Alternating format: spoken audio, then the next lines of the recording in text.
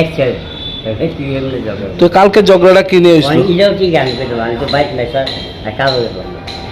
কি আপনি শুনছেন কিভাবে? আমি বাইরে শুনছি আর কি এরা মা বুঝে কাজ চলছে এরকম এই টাকা বুঝে বাজার করলে এই আমরা গরিব মানুষ তো এই তো কী করি। তো ছেলের সাথে কি সবসময় ঝগড়া হইতো না তাহলে? না। তো মানে বাজার বোঝা না এই তো কি নাম ছেলের? দিবঙ্কর তো। তো আপনার ওয়াইফ কি খাইছে? এটা ঠিক আমি পেতাম না। তো মারা গেছে কিভাবে? আমার ছেলে পেতাম মারা গেছে। ডাক্তার কইছে বিষ পান করছে, কেউ থেকে পাইছে বিষ? এটা ঠিক স্যার আমি মিশা কথা পেতাম না স্যার আমি শুনছি না স্যার আমি পেতাম না। আপনার স্ত্রী আপনাকে কইছে নি ঘটনাটা?